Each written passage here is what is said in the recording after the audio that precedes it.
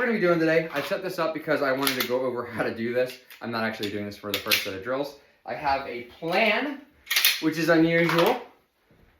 We're going to be doing shot on demand till cozy ozy. We're going to be doing one shot transition, transition one shot, and dead trigger transitions, which is the thing I just showed you with the zip tie. So, we have a shot timer. We should have we're going to be setting it up with no par time because I have a tendency to get distracted by that second par and want to, like, if I try to use a second par, I tend to try to anticipate when it's going to come. It's not productive. So you'll see me trying to use that method, and it is beneficial when I allow it to be. But anyway, one shot on demand.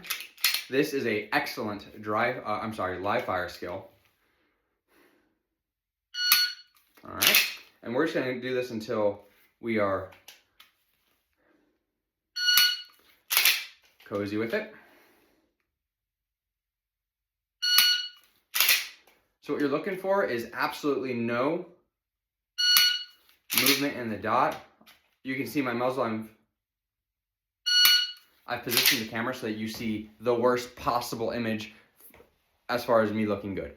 So I have a little bit of slash. I'm at about 8 to 10 feet from a 1/3 size IPSC. That's what I'm using as a target here. And I've taken a Sharpie and drawn in and blacked out inside the A to give me something small and easy to focus on. Next to it, I have also 1/3 IPSC with hard cover covering up the lower 2/3 of the target and A zone. There's no reference on that.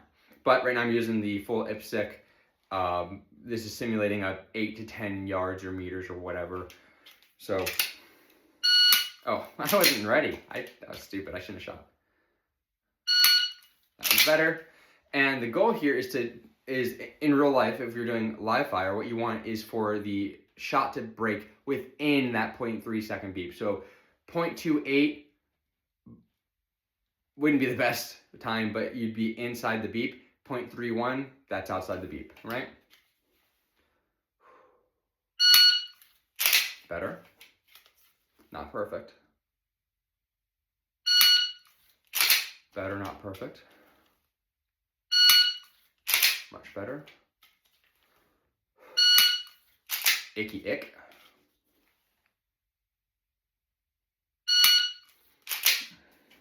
Bit of tension snuck in. A secondary benefit, it's obviously easier to do this with a partner, but the reality,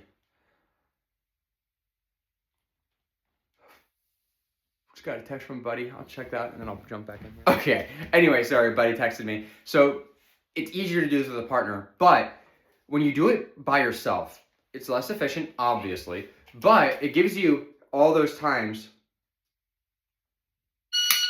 to have to reset and then present the gun. That was not so good. But you get to see, there we go. Ooh, almost ran that one.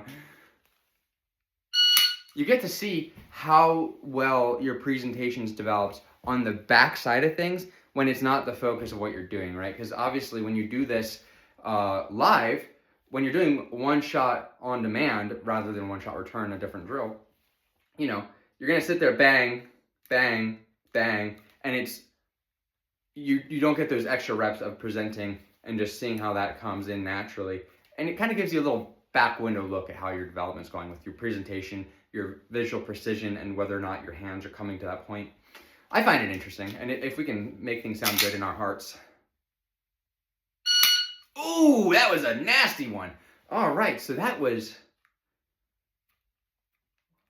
I think maybe I didn't have my tension set with my hand, and then I tried to like build my tension with the shot. Maybe I wasn't as mentally connected because I was talking, I'm not sure. That was gross. All right, so most of my bad ones have still been very well comfortably within the A zone. That one was not. That was a solid top right Charlie Delta deal. And that is something I've done in live fire where I'll kind of like squeeze in with or like lock my wrist in. Don't like that, but it's getting to see it in dry fire tells me that my dry fire is replicating my live fire, which is what you want to see. If you don't see the issues you have in live, in dry, then your dry fire is not correct because it's not replicating what you're trying to achieve, if that makes sense. So I'm going to do a couple more reps of this. I'll probably, this one I'm just going to run the whole thing on camera. And then I think for the person that's actually going to watch this video, they're going to watch the video. And maybe you're using the timer in the background to run your own stuff. So if you don't have a timer, then you can use mine. Ooh, that was gross. What happened there? I might have tensed my left hand. I'm not sure. I need it. Okay. So from these next couple reps, I'm going to do everything else I'm supposed to do, but I'm focused on the tension in my hands so I can identify what's going wrong.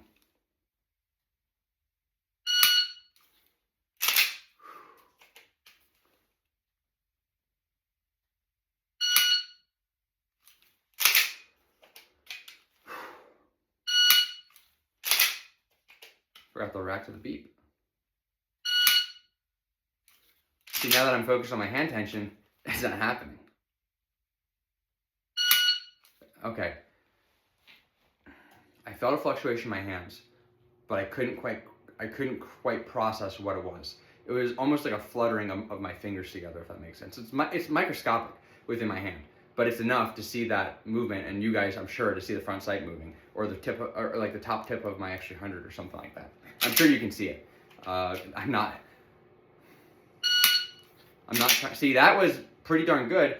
I'm focused on keeping that hand tension constant, right? We don't want any unproductive pressure. We're just connected to the gun, right? I'm not squeezing the mother out of it. I'm just holding on with a good level of connection so that if I was to do this live, my hand and my gun would recoil as one unit. That's it. Nothing crazy, no crazy amount of tension. You can see I'm not overly like shaking or anything. This isn't extremely tiring on your hands once your hands get used to it, of course. So, okay, I pulled that in. I'm pretty sure that was mostly trigger oriented. People say that the trigger manipulation is not more important than the grip. I think that's a bad way to think because your trigger manipulation is part of your grip. Like the orientation of your finger on your trigger is there because of how you build your grip, right? Like if I build my grip differently, like now my trigger axis is completely different. And if I go out the other way, now okay, so I rotated it out like this. If I build my grip here, now my trigger is completely different. And if your hand tension, if your grip isn't consistent and steady in nature, then your trigger problems are probably hand tension problems. You can literally take the trigger out of this gun and then do dry fire and see the same issues because it's not the trigger that's causing your problems. It's the tension from your hands, probably. Maybe not. Maybe you need a new trigger. You probably don't. You probably need to develop your hand tension. That's been my experience, at least. That one was not what I want, but it was a better worse than the rest. All right, and that's a big deal. Like if your worst thing is like it dances within the A on the target at 10 meters, like that's not what you want, but that's a pretty good fault, right? It's like when your sin goes from, oh, I did this terrible thing to I did this arguably much less terrible thing, like you're still sinning, but the nature of your sin has changed. And that's all we're trying to accomplish here is make our worst case, our worst performance to be better than where we started with our best performance. That's my goal, at least. Or it's one of my goals, one of the ways you might think of your goal. That was late. I reacted to the P, not the B. I'm thinking about what I said. I'm not thinking about what I need to be thinking about. Caught me. I did the thing I wasn't supposed to do.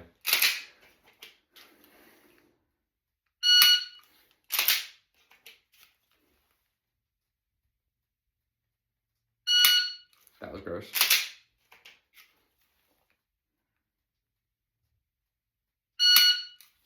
also gross. I fluctuated the tension of my thumb. I don't know if that was on camera. We'll see. Maybe you guys let me know if the one or two of you that are watching this. That was also gross. Okay, let's take a break. Let's take a break. Let's drink some aminos. Where are my aminos? Where did you go? Do you guys see them? I know I brought them out here. I know for a fact I brought them out here. But where did I put them? Did I leave them on the porch? So remember that time I said that I know for a fact I brought my aminos out here? That was a lie. They're in the house. So here we be. We're back.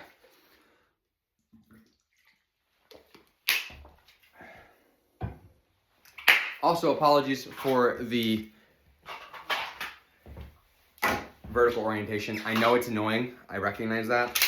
But it's how I have to set the camera up to get the shots that I want without having more of what I need to see blocked. So this allows me to do this with what I have right now as far as equipment. An iPhone. We're very high quality around here. So it is what it is. Also, I prefer this orientation because it feels more connected, and I like the live formats. If I could, I would be doing this in a live format. I can't because of YouTube's policies. I recognize and respect why those policies exist, but it would be cool if I could do this. But we can't, so for now, until we have some sort of platform where we can do this, this is what we gotta do. So anyway, also tea. All right. All right.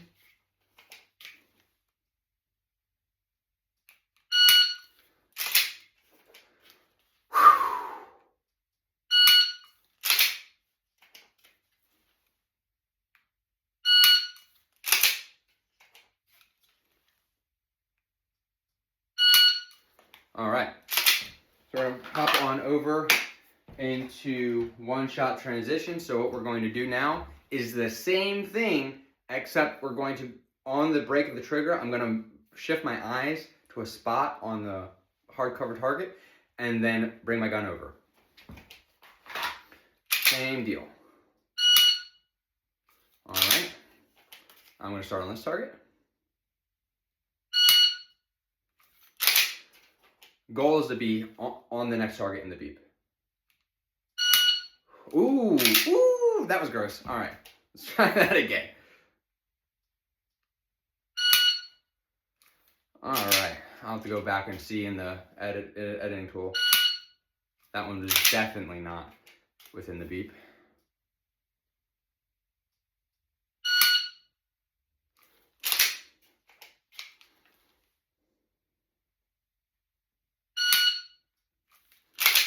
Okay, that's looking better. Okay, that was a full-blown mic. I didn't pull the trigger through. I stuttered my finger, my press, so to speak. I stuttered my press, and then the stopping of my finger, my brain registered that as good to go and left, and then, but then the stutter ended mid-transition, and I just blasted right between those two targets. That was complete failure. Better to do that here in dry fire than in live fire, for sure. Okay.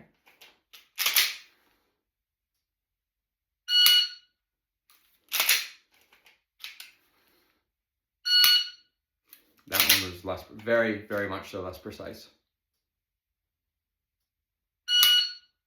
Okay, that one was better, but I still had to stop and come back. I'm shooting at 30 frames per second in the camera, so you can stop and go through frame by frame at 0.03 seconds, roughly, and you should be able to screw around with whatever you want. And see how precise I'm being. Keep me honest. Tell me how bad I'm doing in the chat. That one was gross. I was talking. Should probably focus. All right.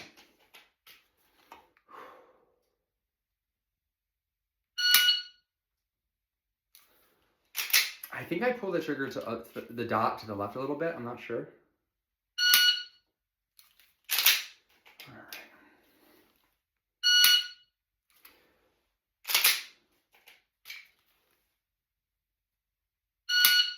That trigger press was not what I want.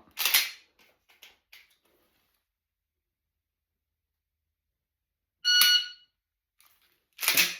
Looking better. That was terrible.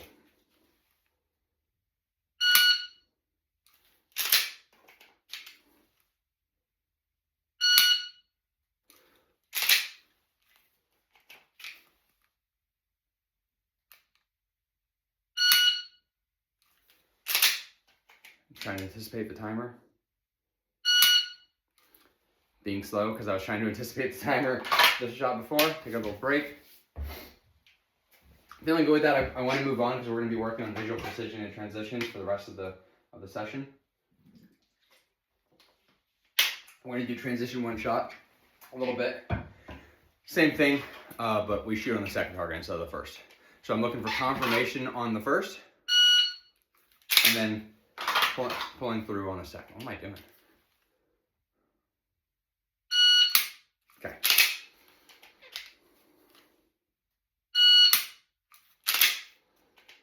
All right. That was terrible. I came in on the neckline. Not what you want. That was better. Didn't come exactly where I wanted, but it was pretty close. That was good.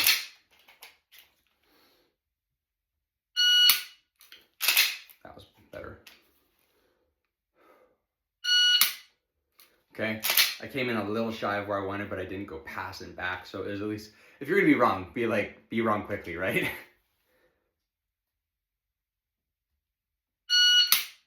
That one was a little bit of a whiplash. Not what we want, but it came back to where I was. What's my minimum's 2.0. That didn't feel like 2 seconds. I'm not going to change anything. It just is what it is. It did not feel like 2 seconds. That's pretty good. And all we're doing here really is verifying the precision of our movements.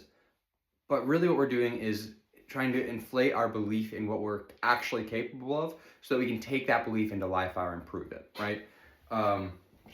Belief without works is dead, so to speak.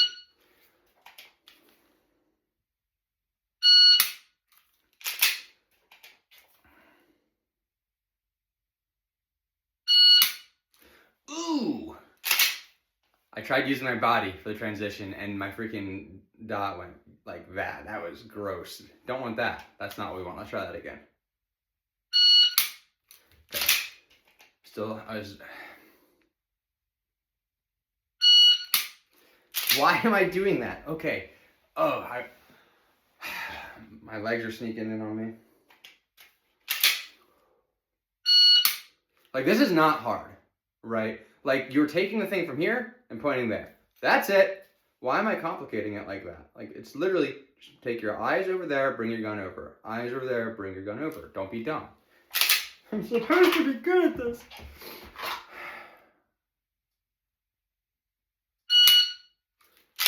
Wrong drill. Try that again.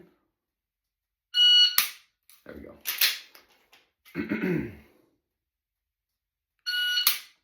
There we go. That's what we want. That is good. Still do what I want, but not the way I want to do it. All right, that's better.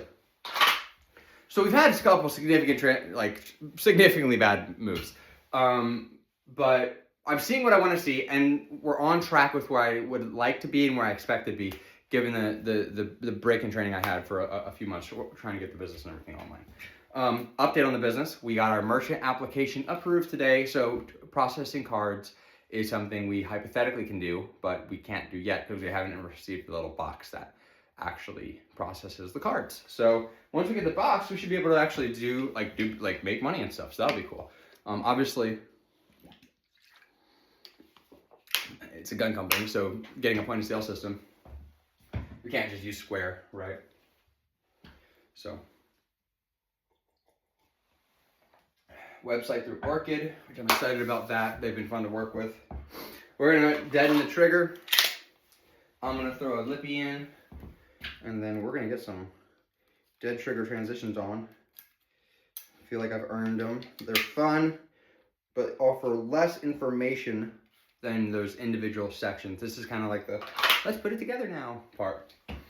If any of you want to do this with me, like, we could definitely figure out a way to do that. So for whatever that's worth, it'd be more fun to do this interactively, but what I do, oh, right. So yeah, if you guys want to do dry fire with me, that'd be fun. That will be a thing that I can do less of as we hopefully become busier. But for now, when I can, that sounds like a lot of fun. And then, you know, could be fun. Okay, we're gonna do 1 second. Goal is 2 presses on each target coming back. The goal is that we're gonna start on one target, 1, 2, transition 1, 2, and back to the original target 1, 2. Kind of like an abominable version of a Blake drill without the draw.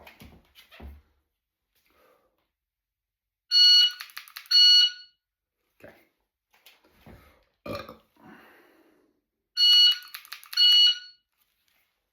That second target was gross. That's better. Stay in the lines, Doug. All right. Those trigger presses on the last engagement were not what I want. Ooh, dropped a nasty Charlie in that one on the left target. Bottom left for the Charlie, maybe even a delta coming over for that second shot, I believe. Transition targets. Okay, Charlie Alpha coming into that last target.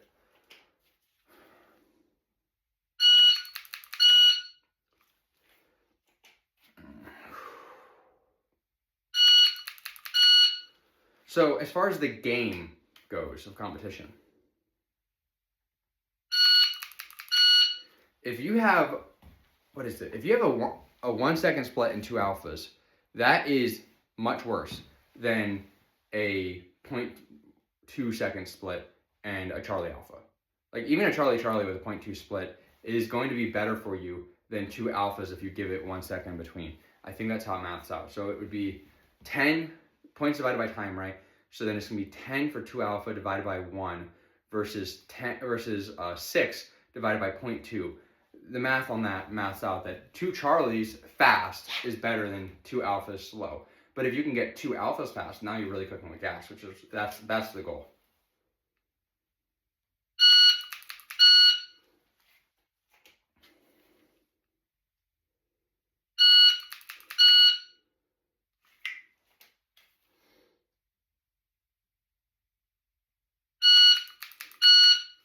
Okay.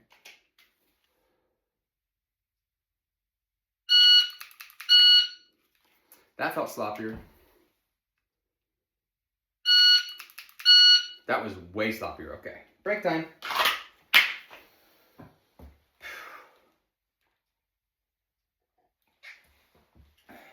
I found a little mental break from what you're doing can be pretty helpful. For whatever that's worth. Like, because if you keep pushing on your inadequacy, it can get really frustrating really fast. Ask me how I know. It is, I've had a couple sit down and, should I sell all my guns? Like, am I really, like, I'm putting all this effort in and I'm this bad. It's infuriating. Like, I made that short with the, like, should I sell all my guns in it? And I'm joking, of course, but at the same time, I've had moments where I was not joking. I was very frustrated. And if you're 2 months into this and things are going pretty good, and then you have a morning where you wake up and your hands just don't want to work the way you want, like, man, that can be infuriating. So for whatever that's worth, if you're at that place, go back to a comfort drill, like a bill drill or a draw or something easy. Like, deaden your trigger, stop caring about it, just paint the A zone and just try to give yourself a moment of fun and then get back into the development work, because you need, I have found I need some sort of mental reset to get out of that funk. Your wife can help. My wife has been super supportive and then like reassured me. It's like, like it's infuriating if you sit there and you just like, let's say you're doing shot on demand. I have a dead trigger right now, but you're sitting there and you're just like tensioning your dot and slashing it. And for whatever reason, you just can't not do that. In actuality, maybe you're talking about like a 2-inch deviation on the target. No big deal in real life, but you're seeing it and it infuriates you. Take a chill pill, do some bill drills, do some fun stuff, turn some music on, ask your wife, try to get back online, right? And then get back to the development.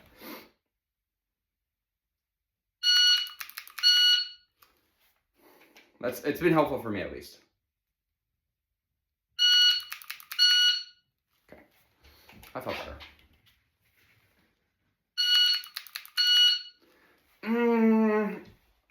That first transition, I came farther over, but what I did on that I like, even though it wasn't a good rep, what I did that I liked was I stopped, and I didn't waste time trying to come back. I just sent the shots where they were because they were still in the A zone. I still had the confirmation I needed. It just wasn't the way I wanted it to look, but I still sent them. I think that is probably more productive, real world or competition wise. If you see what you need and pull the trigger, you're gonna get a better score. And if you start putting, anatomically relevant hits on target, even if they're not necessarily the anatomically relevant hits you want, you can always suck that dot back to the point of reference you want as you're breaking your shots, right? So staying out of that mental loop that, it has to be perfect, that's what I want to see for me.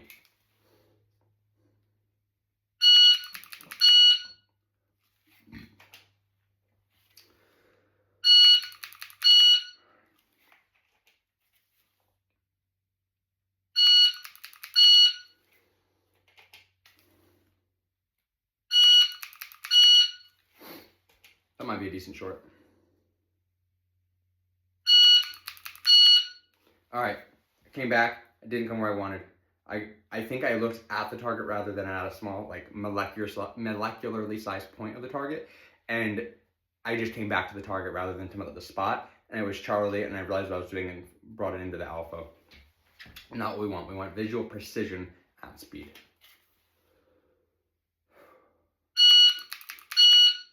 All right, overshot the last transition there into the Charlie. That was not real. That first target, second trigger press was not a real press.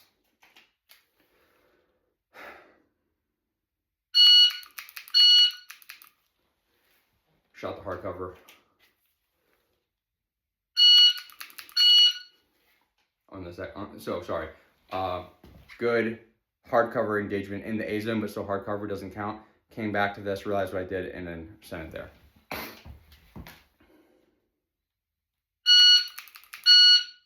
Better.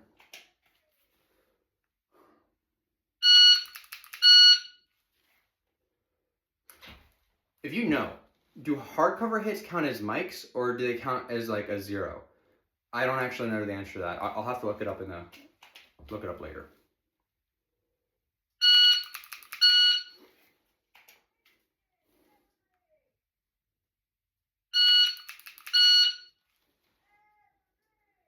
Feel good about that. I'm gonna go ahead and drop this out, and then what's gonna happen is I'm gonna get one live trigger press on the target. I'm gonna decide real time, kind of like as I'm going, where I'm gonna put that shot. But otherwise, once the trigger's dead, I'm just gonna mash on the trigger like that. It doesn't make much of a difference actually, and it allows you to make sure that your trigger presses are still coming in the way that you want with the full action of the striker and everything, or your hammer or whatever you're using.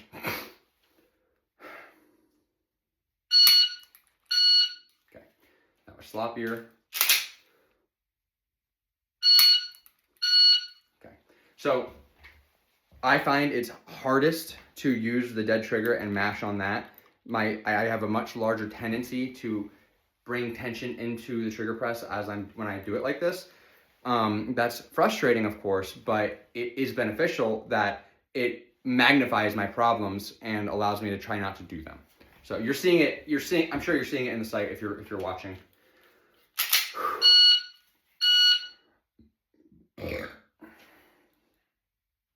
Excuse me. Okay.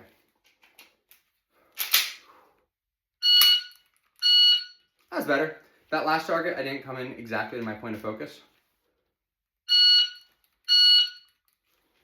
I came way far to the target. That was gross. I got distracted by the fact my Stoeger was dead. That was better. Not perfect, but better. That felt much better. And it looked like what I wanted it to look like. All right. We're at like 30 minutes of video. I think that's probably enough. I don't think anyone is actually going to watch this. If you did watch this, let me know below.